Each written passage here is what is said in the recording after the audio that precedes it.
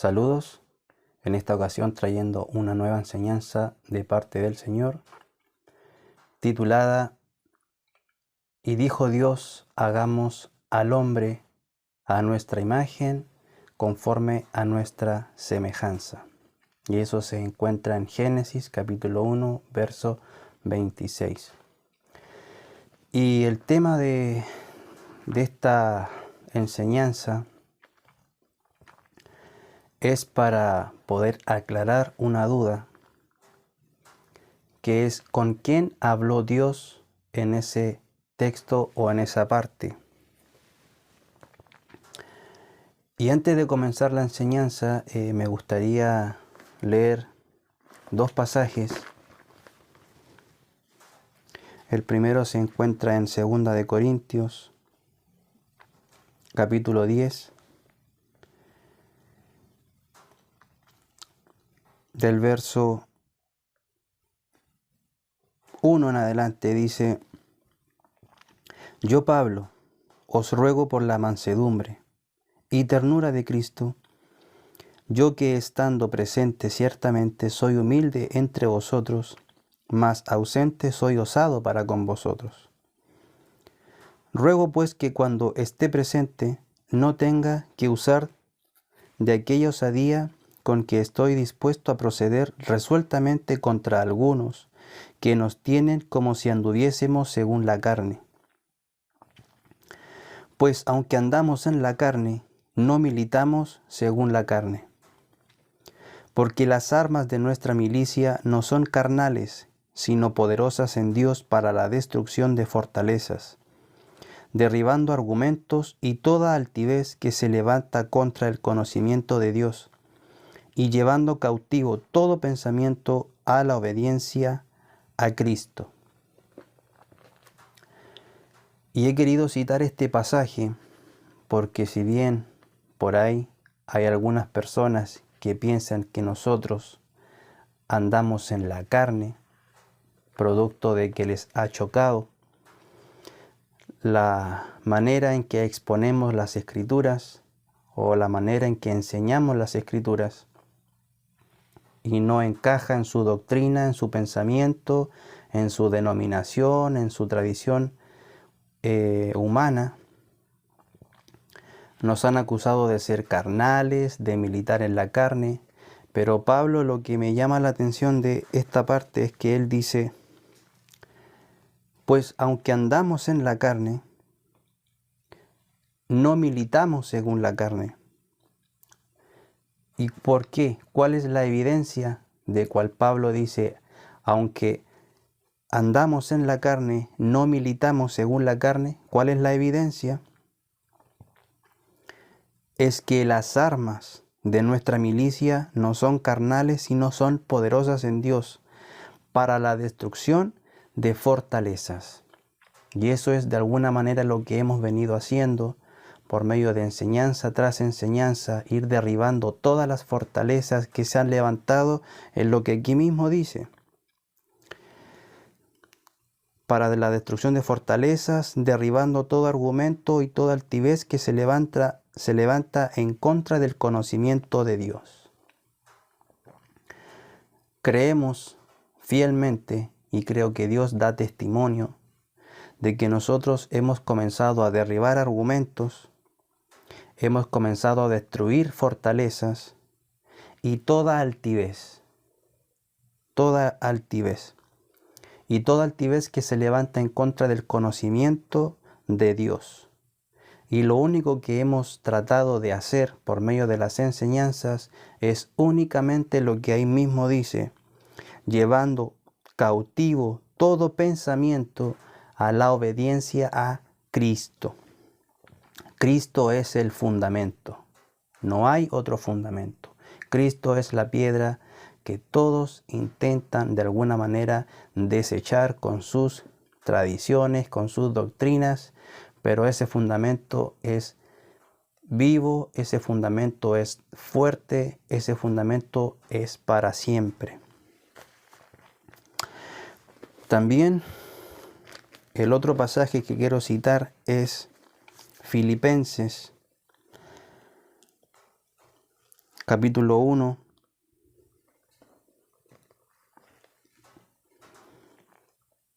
versículo 15, dice, algunos a la verdad predican a Cristo por envidia y contienda, pero otros de buena voluntad. Juzguen ustedes si lo que hacemos es por envidia, por contienda, o si hay detrás de esto una buena voluntad. Los unos anuncian a Cristo por contención. ¿Quiénes? Los que predican a Cristo por envidia y contienda. Estos son los que anuncian a Cristo por contención. No sinceramente, pensando añadir aflicción a mis prisiones. Pero los otros por amor. ¿Quiénes? Los de buena voluntad. Sabiendo que estoy puesto para la defensa del Evangelio. Que pues, no obstante que de todas maneras, o por pretexto o por verdad, Cristo es anunciado, y en esto me gozo y me gozaré aún. Acá Pablo nos exhorta que hay personas que predican el Evangelio por contienda, por envidia, y lo que hacen es añadir aflicción a las prisiones que la gente puede estar pasando por predicar el Evangelio. Pero los que lo hacen por amor, estos lo hacen de buena voluntad. Y después de leer estos dos pasajes, la idea es que nosotros tenemos que tener la motivación correcta para poder enseñar la verdad y el Evangelio, no simplemente pararse en un canal de televisión o pararse en las calles o pararse en un púlpito y comenzar a dar la tremenda opinión de lo que piensa que dice la Escritura, pero son hombres que lo hacen por envidia, por contención, y algunos que aún no han salido del pecado, siguen en la esclavitud del pecado. Así que exhortar a que sigamos adelante creciendo con amor, con buena voluntad en el conocimiento de Dios, porque ese conocimiento de Dios va a destruir y derribar toda fortaleza que impide que todo pensamiento sea cautivo a Cristo, a la obediencia a Cristo. Y eso es lo que hace la palabra. La palabra destruye todo argumento, la palabra destruye toda fortaleza, todo argumento que se levanta en contra del conocimiento de Dios. Y eso es lo que hoy pretendemos hacer, establecer esta arma de nuestra milicia, que es poderosa en Dios para destruir toda fortaleza, para destruir toda altivez, para destruir todo orgullo humano. Y en esta ocasión el título de la enseñanza, como vimos, es Y dijo Dios, hagamos al hombre. Y se ha predicado mucho acerca de que aquí Dios está hablando con una Trinidad, con un Padre, con un Hijo, con un Espíritu Santo.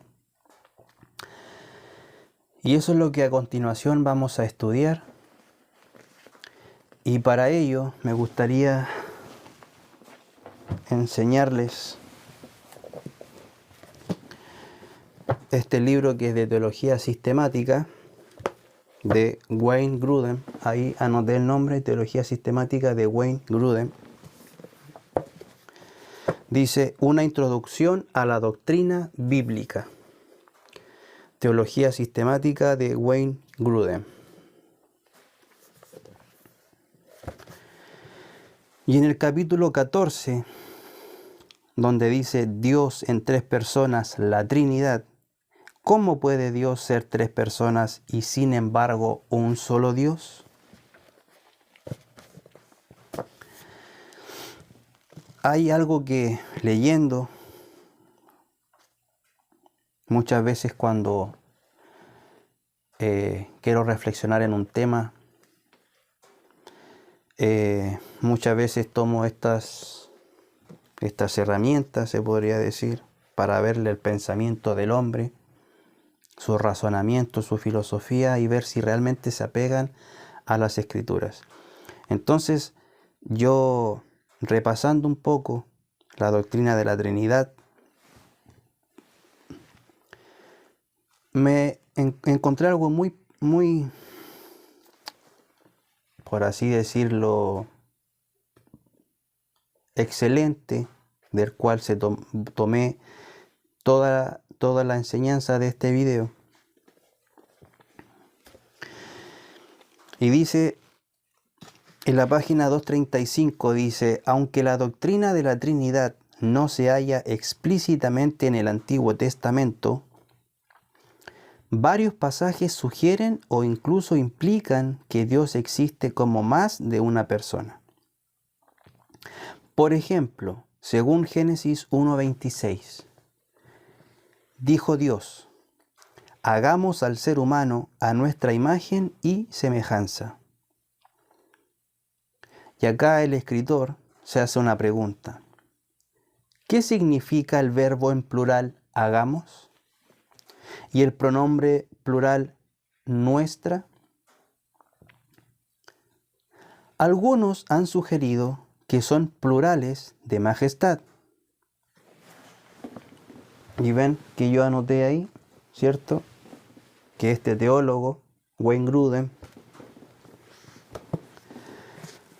dice, algunos han sugerido que son plurales de majestad, una forma de hablar que el rey solía usar para decir, por ejemplo, nos complace concederte tu petición.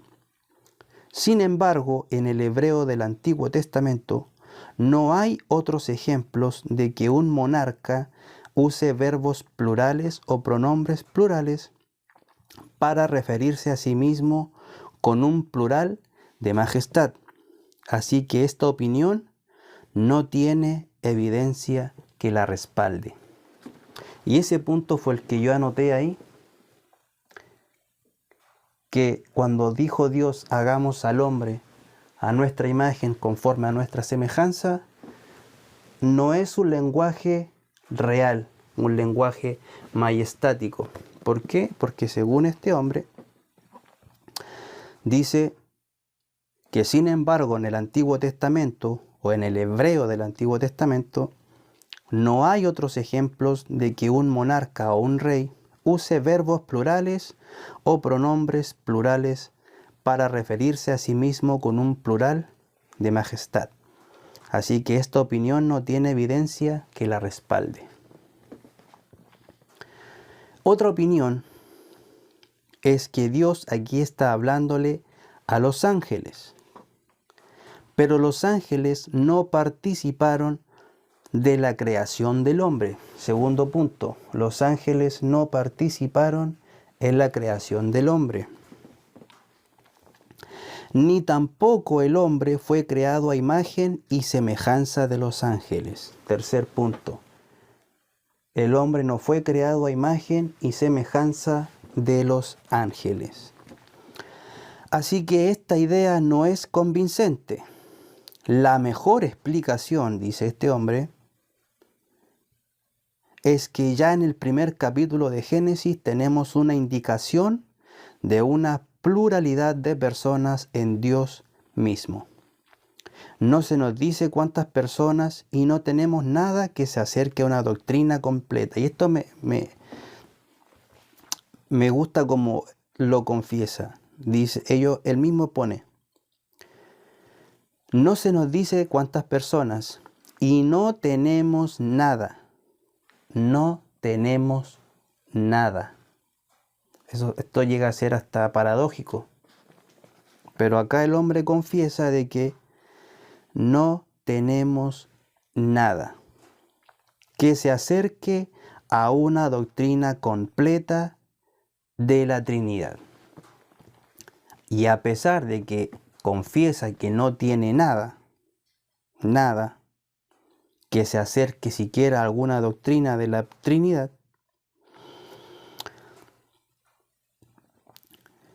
se implica que interviene más de una persona. A pesar de que no hay evidencia, que no tiene nada que se acerque, se implica solamente. Y eso basta. Y a pesar que ellos no tienen nada que se acerque a la doctrina de la Trinidad, nada es mejor, según él, que estas tres posturas o posiciones o pensamiento, y simplemente desecha estas tres por algo que no tiene nada que se acerque a lo que está exponiendo, pero se implica.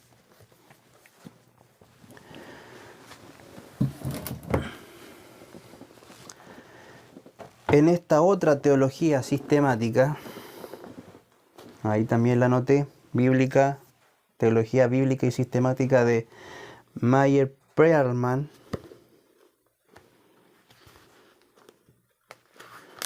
en la doctrina de la Trinidad,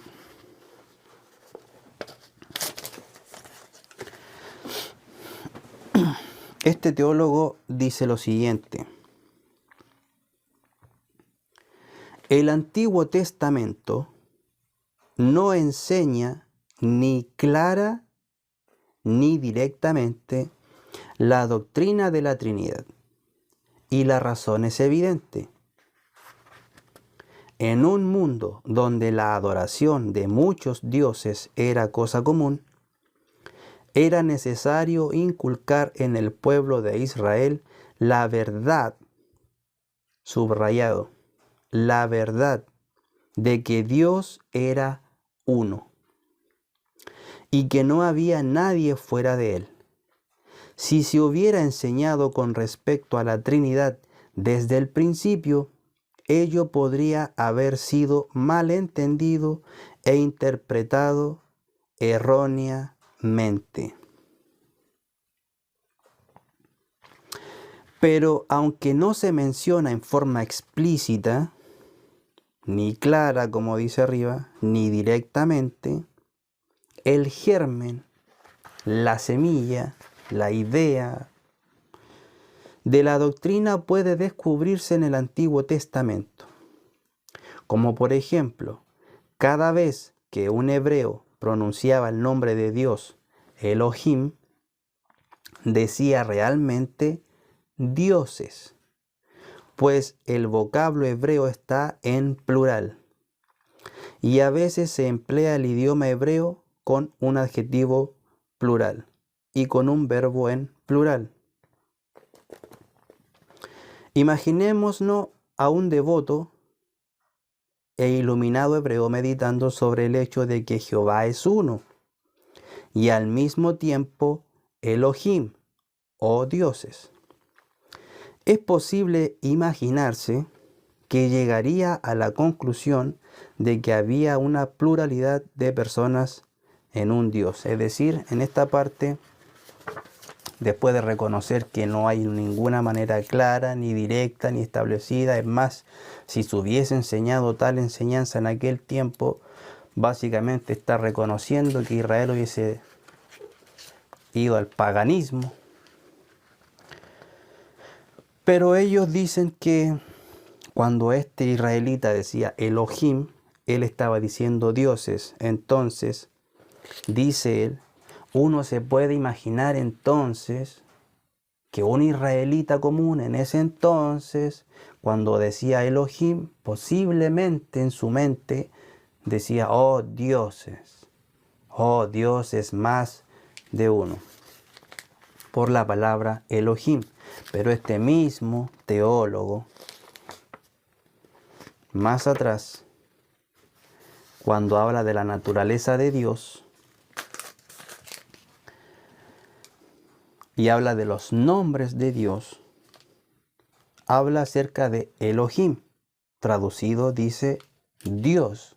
Él no tradujo Elohim como dioses. Qué paradójico. Él lo traduce como Dios.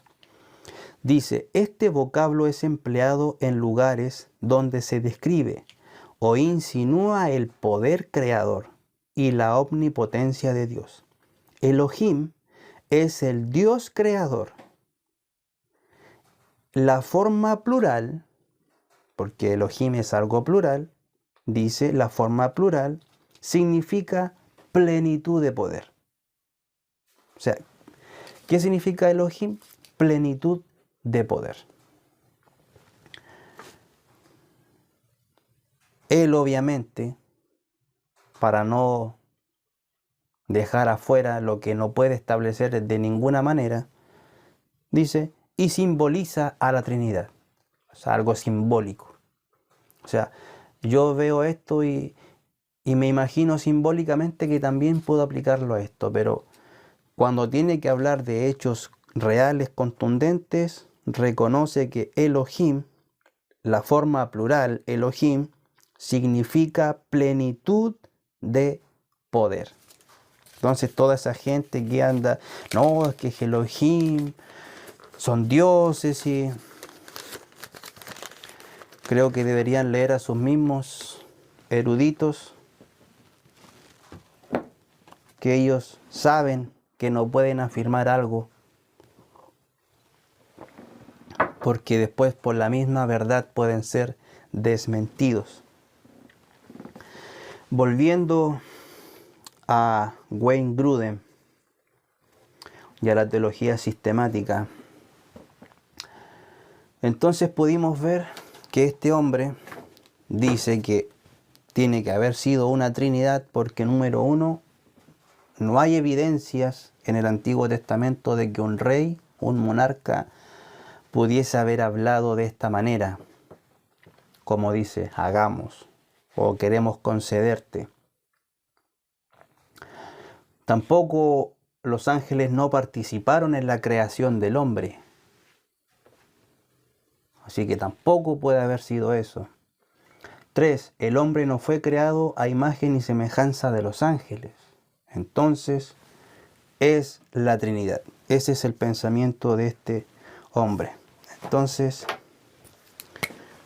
como no se puede ninguno, entonces es la Trinidad.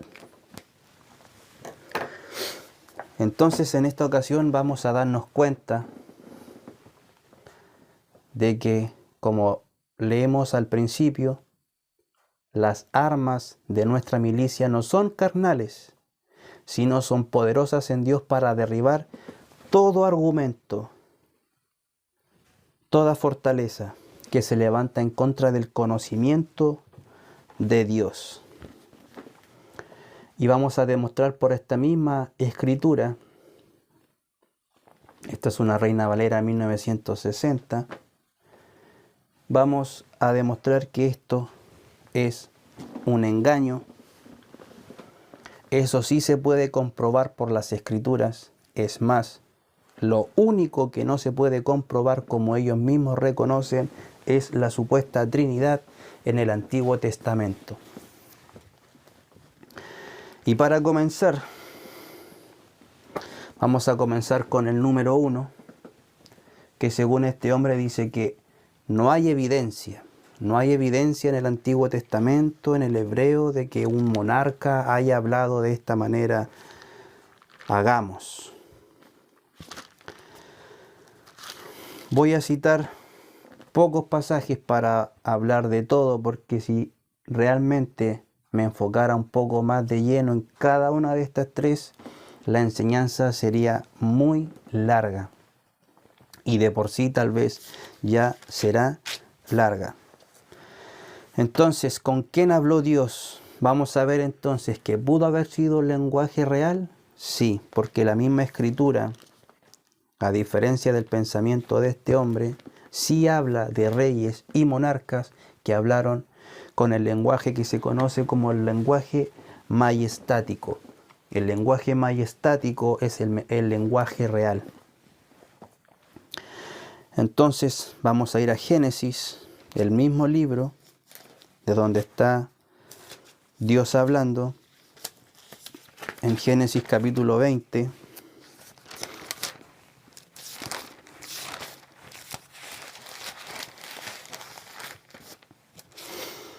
En el verso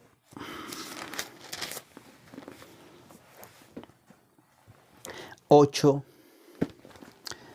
aquí es cuando Abraham se conoce con Abimelech y este rey mira a Sara, la esposa de Abraham, porque Abraham miente y dice que es su hermana, a pesar de que sí eran hermanos, y este rey quiere tomarla.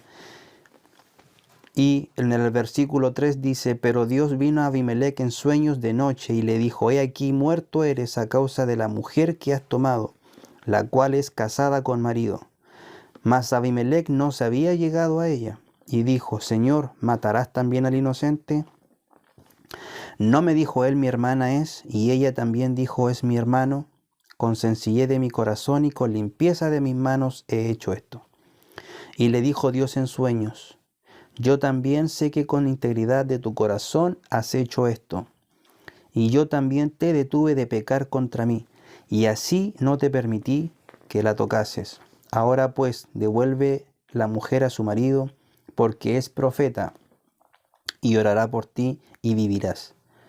Y si no la devolvieres, sabe de cierto, morirás tú y todos los tuyos. Versículo 8. Entonces Abimelec, que era rey, se levantó de mañana y llamó a sus siervos y dijo todas estas palabras en oídos de ellos, y temieron los hombres en gran manera. Después llamó Abimelec a Abraham y le dijo, ¿qué nos has hecho? ¿En qué pequé yo contra ti, que has atraído sobre mí y sobre mi reino tan grande pecado? Lo que no debiste hacer, has hecho conmigo. Pero noten que el rey Abimelec en el verso 8 le dice, en el 9 dice, después llamó a Abimelec a Abraham y le dijo, ¿qué nos has hecho? Ahí podemos ver un lenguaje majestático, un lenguaje real, que si bien el rey fue él quien tomó a la esposa de Abraham, él no dijo, ¿por qué me hiciste? Sino que él dice, ¿qué nos has hecho?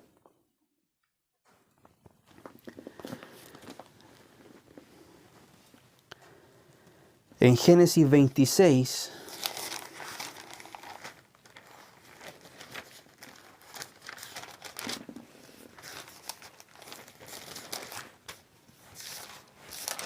es algo similar con el rey Abimelec, mas ahora con Isaac. En el verso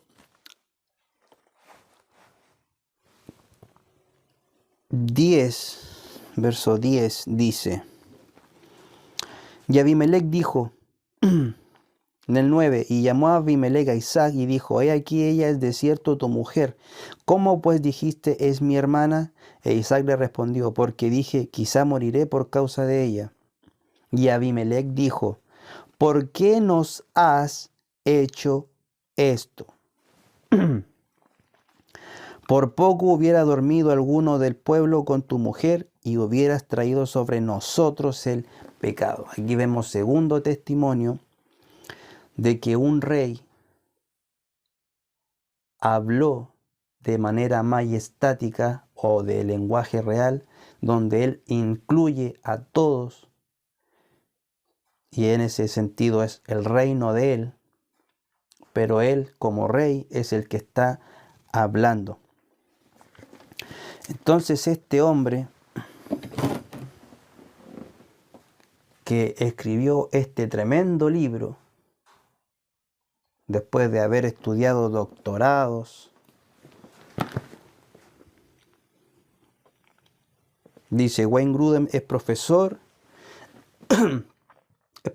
de investigaciones bíblicas y teología del seminario de Phoenix en Scottsdale, Arizona. Antes enseñó durante 20 años en el Trinity Evangelical Divinity School de Deerfield, Illinois. Es graduado de Harvard, licenciatura en letras, del Westminster Seminary, maestría en divinidades, y de Cambridge, doctorado en filosofía. Es autor de numerosas obras y editor de Are Miracles Gifts to Today de 1998 al 99. Fue presidente de la Sociedad Evangélica de Teología. Y este hombre dice que en el Antiguo Testamento no hay ninguna evidencia de que un rey haya hablado de esta manera. Y ya vemos dos testimonios del rey Abimelech que ha hablado de esa manera.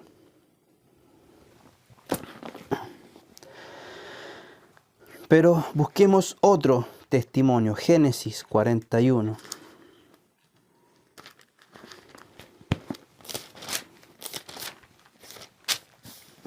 Donde José interpreta el sueño a Faraón.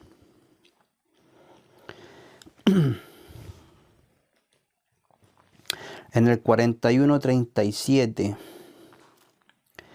el asunto pareció bien a Faraón y a sus siervos, y dijo Faraón a sus siervos: ¿acaso hallaremos a otro hombre como este en quien esté el Espíritu de Dios? Y dijo Faraón a José: pues que Dios te ha hecho saber todo esto, no hay entendido ni sabio como tú. Tú estarás sobre mi casa. Pero en el 38 dice Faraón a su siervo: ¿acaso hallaremos a otro hombre como este? Aquí vemos el rey no diciendo ¿acaso hallaré?, sino hallaremos todos en el rey. En Éxodo 1,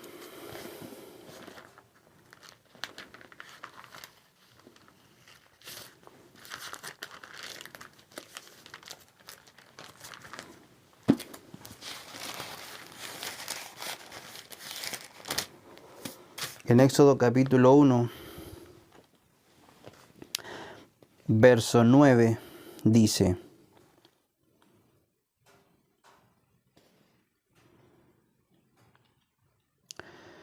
en el 8 dice: entre tanto se levantó sobre Egipto un nuevo rey que no conocía a José y dijo a su pueblo. Este faraón rey dijo a su pueblo: he aquí el pueblo de los hijos de Israel es mayor y más fuerte que nosotros. Ahora pues seamos sabios para con él, para que no se multiplique y acontezca que viniendo guerra, él también se una a nuestros enemigos y pelee contra nosotros y se vaya de la tierra. Entonces tenemos otro testimonio de un rey hablando nosotros.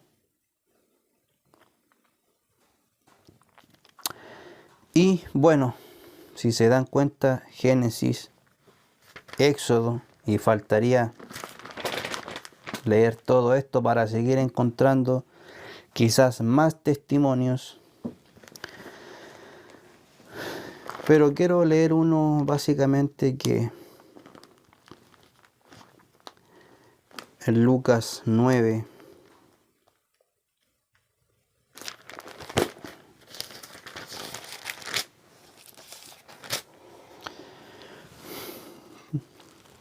si quieren un rey hablando nosotros. En Lucas 9:50 dice: Jesús le dijo: no se lo prohibáis, porque el que no es contra nosotros, por nosotros es. El máximo rey, el máximo Dios, hablando el que no es por nosotros o contra nosotros, hablando de él y sus apóstoles, hablando de él y sus discípulos, por nosotros es. Yo personalmente pienso que la astucia humana puede muchas veces perturbar, enceguecer, pero como decía la Escritura, todo argumento, toda fortaleza en la palabra se derriba. Y como dije, quiero ir resumiendo, porque si yo tocara cada parte, el video o la enseñanza va a ser muy extensa. Pero creo que ya vimos básicamente que sí hay, a pesar de que ese hombre dice que no hay evidencia. Leímos 1, 2, 3, 4 testimonios en el Antiguo Testamento de que sí hay evidencia de que un rey usó el lenguaje real o el lenguaje majestático. Y sobre todo, el que es rey por sobre todas las cosas, Jesús, hablando de nosotros. Segunda opinión, por así decirlo, de este hombre es que los ángeles no participaron en la creación del hombre. Ahora, no entendí muy bien a qué se refiere al decir que los ángeles no participaron en la creación del hombre. Si él quiere decir que los ángeles no crearon al hombre, creo que estamos en lo correcto y creo que nadie piensa en su mente de que fuimos creados por ángeles. Creo que tomar esa lógica para desmentir algo es muy infantil, porque es obvio que Dios nos creó y no un ángel. Ahora, cuando él ocupa la palabra, los ángeles no participaron en la creación del hombre, es decir, que cuando Dios creó al hombre, la palabra participaron, no sé si equivale a que cuando Dios creó al hombre no había ningún ángel alrededor, ni mirando, ni diciendo, oh, qué bonito, qué hermoso. Si se refiere a ese punto de que Dios estaba solo y no habían ángeles, creo que posiblemente no estaríamos en acuerdo. Y más adelante lo vamos a ver. Pero prefiero creer que es lo primero. Es decir, que él cuando dice no participaron en la creación del hombre, significa de que él está diciendo que los ángeles no crearon al hombre. ¿Por qué? Porque si vamos al Evangelio de Lucas y él dijera no, que los ángeles no solo no crearon, sino que no participaron en ningún aspecto en la creación del hombre, me gustaría citarle Lucas 1, verso 5, que dice, hubo en los días de Herodes, rey de Judea, un sacerdote llamado Zacarías, de la clase de Abías. Su mujer era de las hijas de Aarón y se llamaba Elizabeth. Ambos eran justos delante de Dios y andaban irreprensibles en todos los mandamientos y ordenanzas del Señor. Pero no tenían hijo porque Elizabeth era estéril y ambos eran ya de edad avanzada. Es decir, según la ciencia, cero posibilidad de ser padres. Y aconteció que ejerciendo Zacarías el sacerdocio delante de Dios, según el orden de su clase, conforme a la costumbre del sacerdocio, le tocó en suerte ofrecer el incienso entrando en el santuario. Y toda la multitud del pueblo estaba afuera orando a la hora del incienso, y se le apareció un ángel del Señor puesto en pie a la derecha del altar del incienso. Y se turbó Zacarías al verle y le sobrecogió temor. Pero el ángel le dijo, Zacarías, no temas, porque tu oración ha sido oída, y tu mujer Elizabeth te dará a luz un hijo, y llamarás su nombre Juan, y tendrás gozo y alegría, y muchos se regocijarán de su nacimiento, porque será grande delante de Dios. No beberá vino ni sidra, y será lleno del Espíritu Santo, aún desde el vientre de su madre. Hará que muchos de los hijos de Israel se conviertan al Señor Dios de ellos, e irá delante de él con espíritu y con el poder de Elías para hacer volver los corazones de los padres a los hijos y de los rebeldes a la prudencia de los justos, para preparar el Señor un pueblo bien dispuesto. Dijo Zacarías al ángel, ¿en qué conoceré esto? Porque yo soy viejo y mi mujer es de edad avanzada. Respondiendo el ángel le dijo: yo soy Gabriel, que estoy delante de Dios y he sido enviado a hablarte y darte estas buenas nuevas. Es decir, ahí encontramos un hombre y una mujer ancianos con una mujer estéril, y Dios va a bendecir ese vientre para su propósito, y Dios envía a un ángel para anunciar el nacimiento de este hijo. En otras palabras, Dios, para dar un nacimiento, para crear una vida de una mujer que no puede dar vida y de un hombre que es incapaz de dar vida, Dios creó a un ser humano y le dio vida, y sí claramente hizo participar a un ángel para dar la buena nueva. Si este hombre, a esa arrogancia, por así decirlo, él cuando dice que los ángeles no participaron en la creación del hombre, a un punto de que los ángeles posiblemente no hablaron, no dijeron nada, estuvieron ahí con suerte, a lo mejor en silencio mirando, que ya sería participar porque ya los están de espectadores. Pero acá vemos claramente que Dios sí hace participar a sus ángeles de las cosas que Él quiere.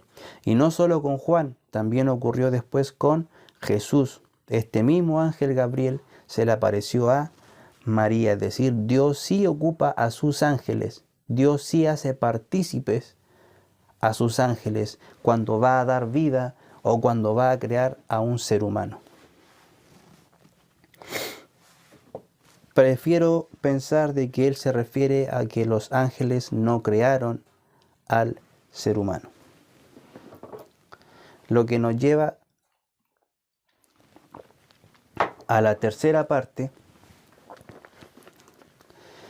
que fue el motivo por el cual comenzó esta enseñanza, y es que el hombre no fue creado a imagen ni semejanza de los ángeles. Resumiendo, la mayoría de la gente trinitaria, de los teólogos me refiero, de los filósofos, de los escritores como este hombre, ellos dicen que es una trinidad. ¿Por qué? Porque no hay evidencia ni de lo de arriba, ni de lo del medio, ni lo de que sigue. Como no hay evidencia, tiene que ser esto. Pero yo ya di evidencia de la primera, di evidencia de la segunda, lo cual ya de por sí derribaría entonces este pensamiento, pero vamos a ver la tercera, y yo creo que es por lo cual quise hacer esta enseñanza, de que el hombre, el ser humano, sí fue creado a imagen y semejanza de los ángeles. Y para eso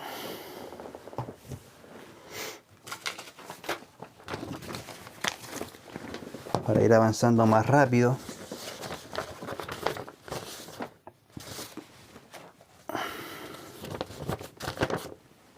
vamos a demostrar por las mismas escrituras que el hombre sí tiene semejanza, sí tiene imagen de ángel.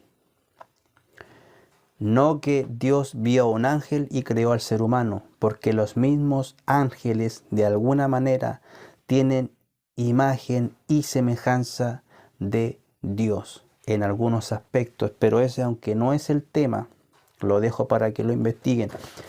Pero vamos a ver por las escrituras que el hombre, el ser humano, sí tiene imagen y semejanza a los ángeles, no en su totalidad, no en todas las maneras, porque hay una distinción entre un ángel y un ser humano, pero entre ambos hay similitudes, hay imagen y hay semejanza. Y la palabra semejanza no quiere decir posiblemente igual, pero tiene una semejanza. Y vamos a ver, primer testimonio.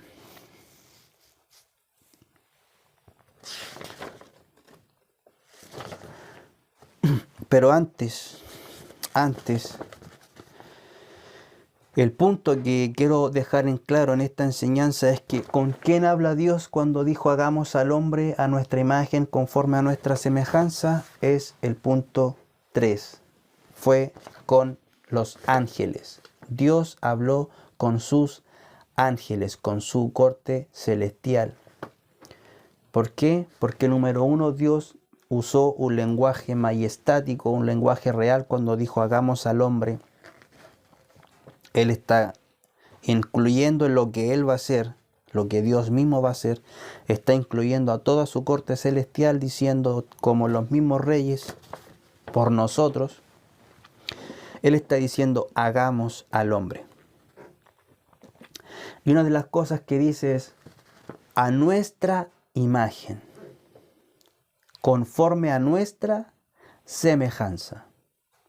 Y con esto quiero demostrar que los hombres tienen semejanza a los ángeles. Y si yo puedo demostrar que el hombre, según la Escritura, tiene imagen y semejanza de los ángeles, entonces por lógica están ahí cuando dice a nuestra imagen conforme a nuestra semejanza. Entonces, punto 1, para ir ahora de lleno a la enseñanza. ¿Con quién habla Dios? Dios habla con sus ángeles, con su corte celestial. ¿Dónde está eso? ¿Dónde hay una evidencia de que Dios habla con sus ángeles, con su corte celestial? En Primera de Reyes, capítulo 22, verso 19, el profeta dice, entonces él dijo, oye pues palabra de Jehová, dice el profeta, yo vi a Jehová, al Señor, al que es, al que era, al que ha de venir, el yo soy, el que es, yo vi a Jehová sentado en su trono, y todo el ejército de los cielos estaba junto a él.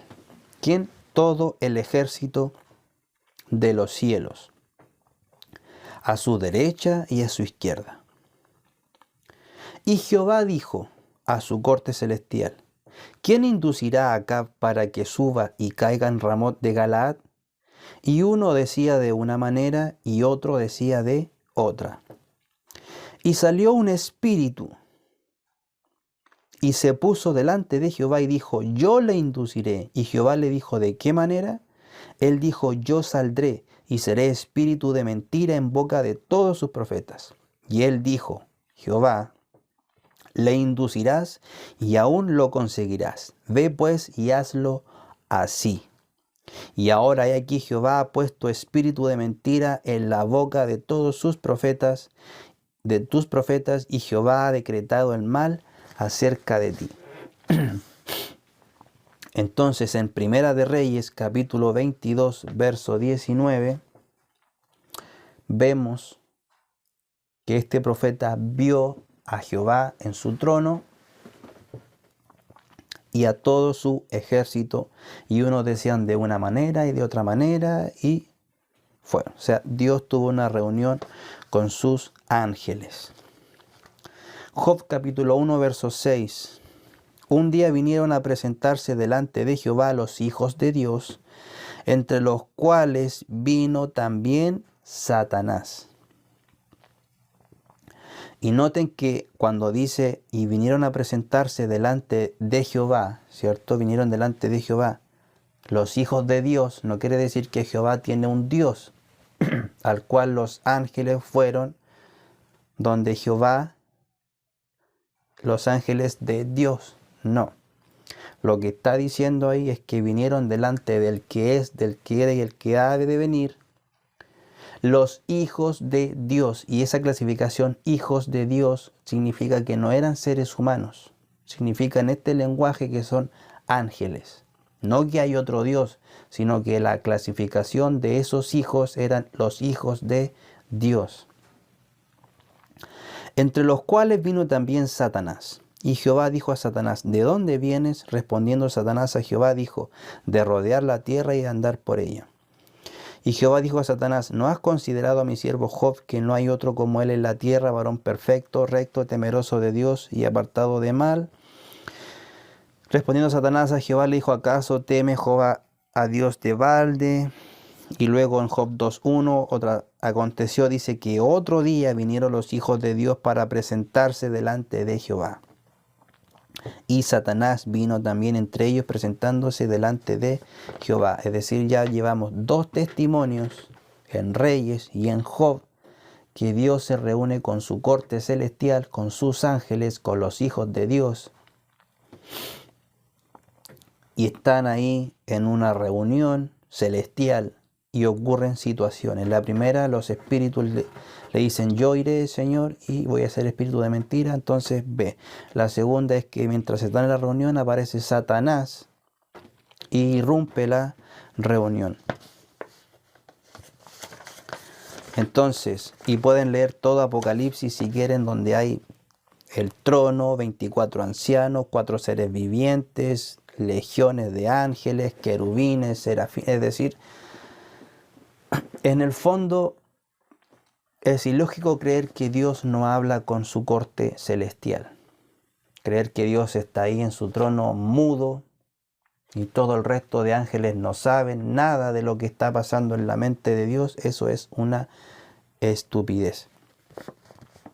Dios sí habla con sus ángeles, sí envía a sus ángeles, sí encomienda, sí los hace partícipes del propósito que Dios está haciendo aún en el nacimiento, en la creación de una persona. Job 38:2 dijo, entonces respondió Jehová a Job desde un torbellino y dijo, ¿quién es ese que oscurece el consejo con palabras sin sabiduría? Ahora ciñe como varón tus lomos, yo te preguntaré y tú me contestarás. ¿Dónde estabas tú cuando yo fundaba la tierra? Házmelo saber si tienes inteligencia. ¿Quién ordenó sus medidas si lo sabes? ¿O quién extendió sobre ella cordel? ¿Sobre qué están fundadas sus bases? ¿O quién puso su piedra angular? Cuando alababan todas las estrellas del alba y se regocijaban todos los hijos de Dios, es decir, cuando Dios estaba creando, había un grupo de hijos de Dios, de ángeles que se regocijaban de lo que Dios estaba haciendo. Apocalipsis 5:11 dice, y miré y oí la voz de muchos ángeles alrededor del trono y de los seres vivientes y de los ancianos, y su número era millones de millones, muchos ángeles alrededor del trono. En Apocalipsis 7:11 dice, y todos los ángeles estaban en pie alrededor del trono y de los ancianos y de los 4 seres vivientes, y se postraron sobre sus rostros delante del trono y adoraron a Dios. Y en Apocalipsis 8:2 dice, y vi a los 7 ángeles que estaban en pie ante Dios, y se les dieron las 7 trompetas. En otras palabras, Dios sí tiene comunión con sus ángeles. Y como vimos en Job, esa comunión es cuando aún Dios siquiera estaba creando todas las cosas. Porque está hablando número 1, Job 3. Job 4 dice, 38:4, ¿dónde estabas tú cuando yo fundaba la tierra? Versículo 5, ¿quién ordenó sus medidas si lo sabes? ¿O quién extendió sobre ella cordel? ¿Sobre qué están fundadas sus bases? ¿O quién puso su piedra angular? Está hablando de la creación misma. Cuando alababan todas las estrellas del alba y se regocijaban todos los hijos de Dios. Es decir, resumiendo, cuando Dios creó el mundo, ya los ángeles estaban regocijándose en lo que Dios estaba haciendo. Y en ese regocijo, créanme, hubo conversación, hubo comunión. Hay muchas cosas posiblemente que no podemos ver, como Dios cuando creaba, como un arquitecto, ¿cierto? Creando todas las cosas y puso su cordel fundando. Y él le dijo a los 4 ángeles, ¿cierto? Ya, a ustedes, tú por allá, tú por acá, sujeten los vientos, los que después tienen que ser desatados según Apocalipsis. Sujeten los vientos. Entonces, en realidad, los ángeles sí participaron en la creación, sí estuvieron con Dios. Y y el Antiguo Testamento sí muestra reyes hablando de nosotros en plural. Entonces, listo el número 1, el número 2. Creo que vamos a ir al número 3, que es el más importante. Los ángeles a semejanza humana. Y para esto vamos a ir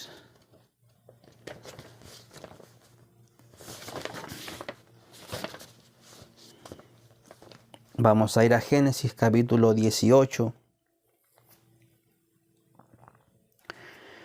cuando se le promete un hijo a Abraham. Génesis 18.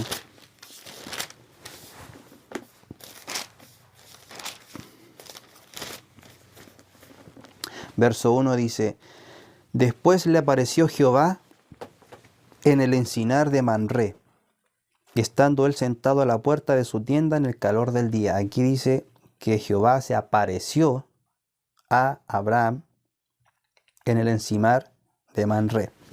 Y Abraham alzó sus ojos y miró, y he aquí vio a 3 varones. Es decir, Jehová se le apareció a Abraham, y Abraham, ¿qué vio? 3 varones que estaban junto a él. Y cuando los vio, salió corriendo de la puerta de su tienda a recibirlos y se postró en tierra. Primera cosa, dice, Jehová se apareció a Abraham, y en esa apariencia, cuando Abraham ve, dice que vio a 3 varones, es decir, eran hombres, eran 3 hombres. No era 3 animales, o 3 camiones, o 3 mesas, eran 3 varones, 3 hombres. Y dijo: Señor, si ahora he hallado gracia en tus ojos, te ruego que no pase de tu siervo, que se traiga ahora un poco de agua, y lavad vuestros pies, y recostaos debajo de un árbol, y traeré un bocado de pan, y sustentad vuestro corazón, y después pasaréis, pues por eso habéis pasado cerca de vuestro siervo. Y ellos, a pesar de que Abraham dice, Señor, los 3, y ellos dijeron: haz así como has dicho. Es decir, que los 3 estuvieron de acuerdo, estos 3 varones. Entonces Abraham fue deprisa a la tienda y le dijo a Sara, ¿cierto? Y le dijo: toma pronto 3 medidas. Y ahí vemos que básicamente preparó todo lo que dijo. Y en el 9... En el 8 dice: y también mantequilla y leche y el becerro que había preparado, y lo puso delante de ellos, y él se estuvo con ellos debajo del árbol, y comieron. Es decir, estos 3 varones comieron, se lavaron y comieron. Y le dijeron: ¿dónde está Sara tu mujer? Y él respondió: aquí en la tienda. Entonces dijo: de cierto volveré a ti, y según el tiempo de la vida, he aquí Sara tu mujer tendrá un hijo. Y Sara escuchaba la puerta de la tienda que estaba detrás de él. Y en el 13, entonces Jehová dijo a Abraham: ¿por qué se ha reído Sara diciendo: será cierto de que dará a luz siendo ya vieja? ¿Hay para Dios alguna cosa difícil? Al tiempo señalado volveré a ti, y según el tiempo de la vida, Sara tendrá un hijo. Capítulo 19 de Éxodo dice: llegaron pues Perdón, tenemos que seguir leyendo. Entonces el 16 dice, y los varones se levantaron de allí y miraron hacia Sodoma. Los tres se levantaron y fueron a Sodoma. Y Jehová dijo, estando en medio de los tres, uno era Jehová, dijo, ¿encubriré yo a Abraham lo que voy a hacer? Habiendo de ser Abraham una nación grande y fuerte, y habiendo de ser benditas en él todas las naciones de la tierra. Porque yo sé que mandará a sus hijos y a sus casas después de sí, que guarden el camino de Jehová, haciendo justicia y juicio, para que haga venir Jehová sobre Abraham lo que ha hablado. Entonces Jehová le dijo, por cuanto el clamor de Sodoma, y ahí conocemos que Abraham se pone a interceder por Sodoma. Entonces,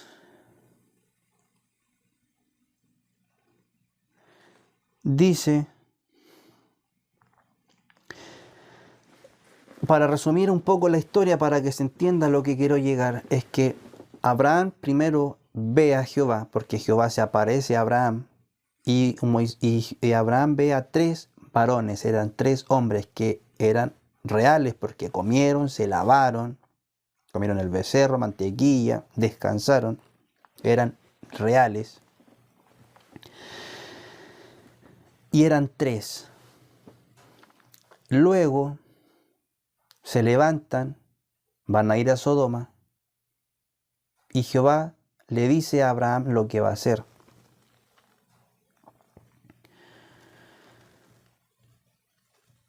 Y en el verso 20 dice, entonces Jehová le dijo, por cuanto el clamor contra Sodoma y Gomorra se aumenta más y más, y el pecado de ellos se ha agravado en extremo, descenderé ahora, y veré si han consumado su obra según el clamor que ha venido hasta mí, y si no, lo sabré. ¿Qué dice el Señor? Abraham, voy a descender a Sodoma y voy a ver si realmente las cosas que han ocurrido es así. Esto es como cuando vemos en la Torre de Babel, cuando el Señor dice, descenderé, ¿cierto? Confundiré sus lenguas, descenderé. Aquí es exactamente lo mismo, Dios diciendo, descenderé.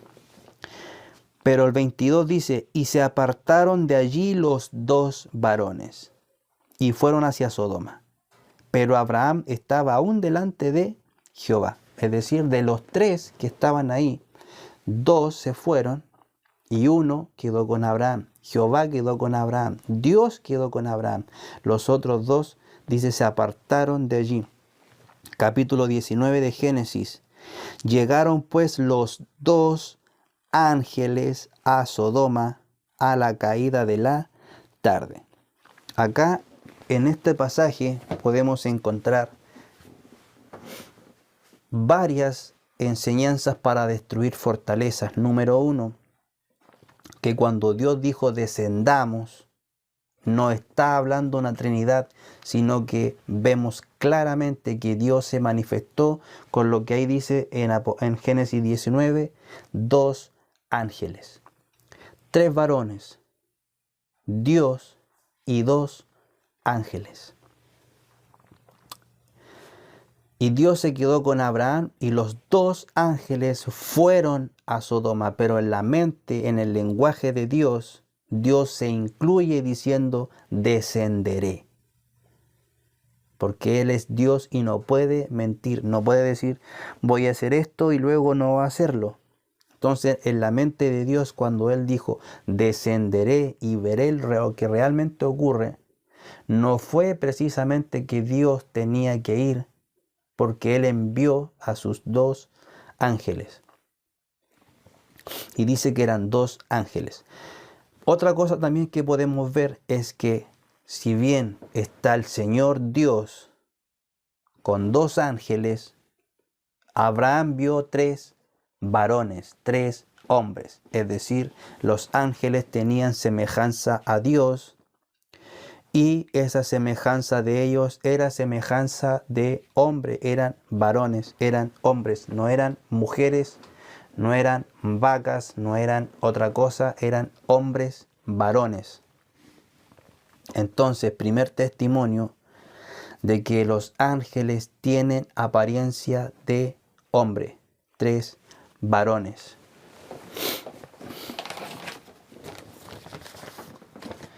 Y yo muchas veces he escuchado enseñar la Trinidad cuando dicen, y Abraham vio 3 varones. Pero leyendo el 19 se dan cuenta que 2 de ellos eran ángeles. Bien, en Ezequiel 1:3 dice, Ezequiel 1:3 dice, vino palabra de Jehová al sacerdote Ezequiel, hijo de Buzi, en la tierra de los caldeos junto al río Quebar. Vino allí sobre él la mano de Jehová. Y miré, y he aquí venía del norte un viento tempestuoso y una gran nube con un fuego envolvente y alrededor de él un resplandor, y en medio del fuego algo que parecía como bronce refulgente. Y en medio de ella la figura de 4 seres vivientes. En medio de ese resplandor, 4 seres vivientes. Y esta era su apariencia. Había en ellos semejanza de hombre. ¿Dónde está eso en Ezequiel? Capítulo 1, verso 10. Estos 4 seres vivientes, que en una parte creo que en Isaías dice son querubines, dice, y el aspecto de sus caras era cara de hombre. Y también tenían cara de león al lado derecho de los 4 y cara de buey a la izquierda en los 4. Asimismo había en los 4 cara de águila. Pero el aspecto de sus caras era cara de hombre.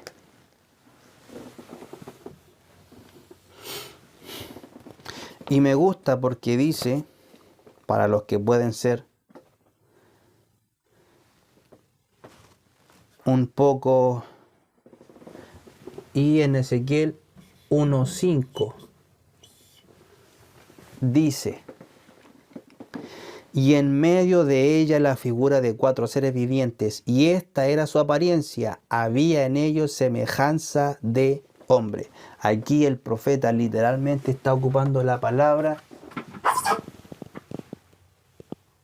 semejanza. Los ángeles, los querubines, estos 4 seres vivientes, tienen semejanza de hombre. ¿Dónde está eso? En Ezequiel 1:5. Y en Ezequiel 1:10 dice, y el aspecto de sus caras era cara de hombre.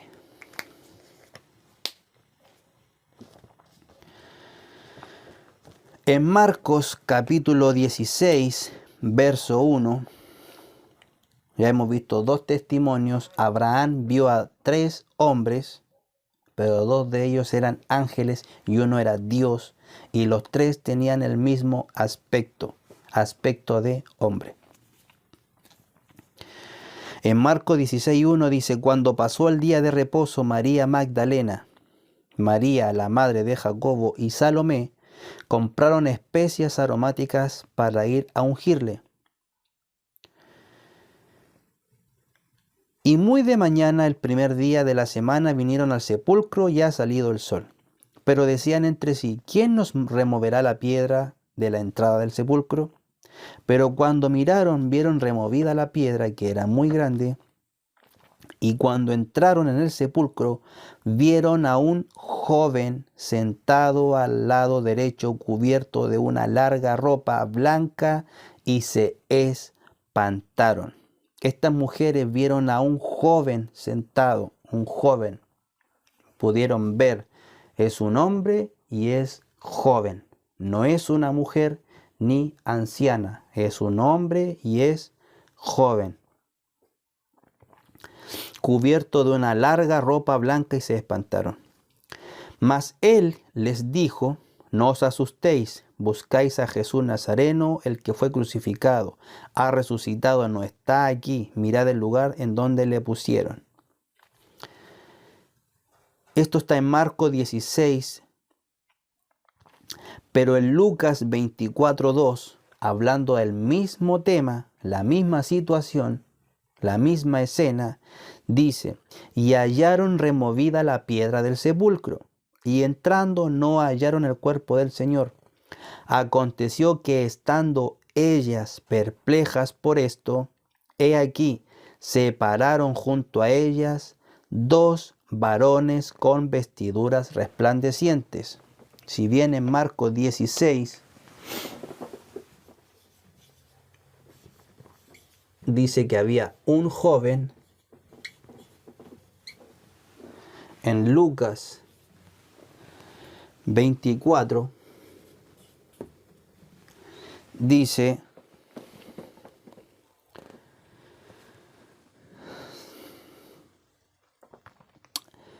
junto a ella dos varones, es decir, dos varones. No solo uno, sino dos. Con vestiduras resplandecientes. Y como tuvieron temor y bajaron el rostro a la tierra, les dijeron: ¿por qué buscáis entre los muertos al que vive? No está aquí, sino que ha resucitado. Acordaos de lo que os habló cuando aún estaba en Galilea. Aunque también nos han asombrado unas mujeres de entre nosotros, las que antes del día fueron al sepulcro, y como no hallaron su cuerpo, vinieron diciendo que también habían visto visión de ángeles, quienes dijeron: él vive. Es decir, esto eran ángeles. Eran jóvenes y eran varones. Eran hombres. ¿Pero qué eran según la Escritura? Eran ángeles.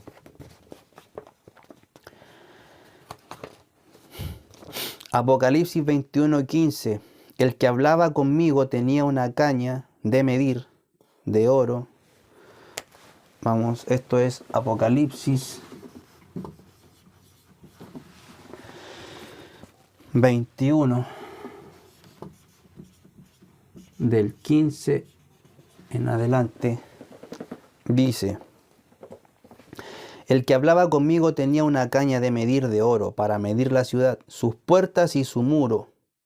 La ciudad se halla establecida en cuadro y su longitud es igual a su anchura. Y él midió la ciudad con caña 12,000 estadios. La longitud, la altura y la anchura de ella son iguales. Y en el verso 17 de Apocalipsis 21 dice: y midió su muro 144 codos, de medida de hombre, la cual es de ángeles.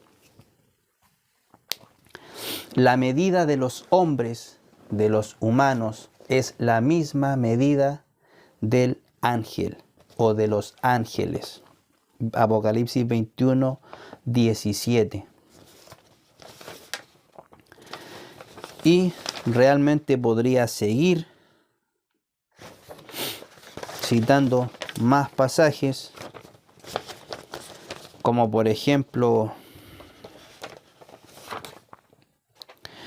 en Hechos, cuando Pedro es apresado y un ángel lo saca, lo libera. Y Pedro después, ¿cierto? Esto está en Hechos 12:14, dice: la cual cuando reconoció la voz de Pedro, de gozo no abrió la puerta, sino que corriendo adentro dio la nueva de que Pedro estaba a la puerta. Y ellos le dijeron: estás loca. Pero ella aseguraba que así era. Entonces ellos decían: es su ángel. Mas Pedro persistía en llamar. En resumidas cuentas, para no hacer ya más extenso, pudimos ver que la Biblia sí muestra reyes hablando de manera real, de manera majestática. Número 2, los ángeles sí pueden participar en lo que Dios decreta y hace, aún en la creación de un ser humano. Y el número 3, que los ángeles sí tienen aspecto, sí tienen semejanza a la semejanza de hombre, si bien no en su totalidad, porque hay una clara distinción entre un ángel y un humano. Sí hubieron ocasiones, como la de estas mujeres, que vieron jóvenes, también vieron a un hortelano. Jesús mismo, que es Dios manifestado en carne, tiene aspecto humano. Nosotros hace un tiempo enseñamos en la enseñanza la gloria de Dios, que Dios tiene aspecto humano.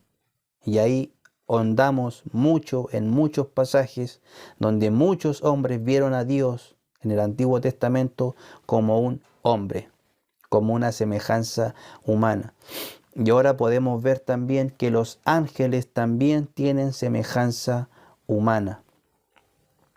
Yo creo y pienso que si ustedes dedicaran tiempo de ustedes mismos a escudriñar las Escrituras y no simplemente lo que dice por ahí un libro de teología sistemática de un profesor de Cambridge, de Harvard, de Illinois, del Master Seminary,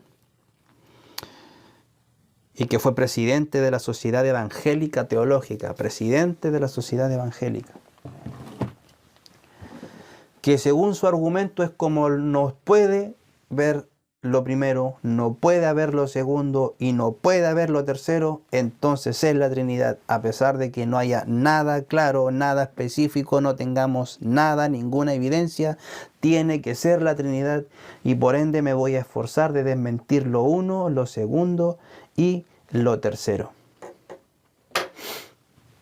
Cuando Dios dijo, hagamos al hombre a nuestra imagen, Él estaba hablando con sus ángeles, con su corte celestial, porque aún sus ángeles tienen aspecto y semejanza de Dios. El hombre tiene aspecto y semejanza de Dios. Y el hombre tiene aspecto y semejanza de ángel. Si bien hay, como dije, clasificaciones, porque los hombres no tienen alas, los hombres no tienen ojos por todos lados, pero en algunos rasgos tienen semejanza y aspectos, así como el hombre no es todopoderoso ni es Dios, pero tiene semejanza de Dios.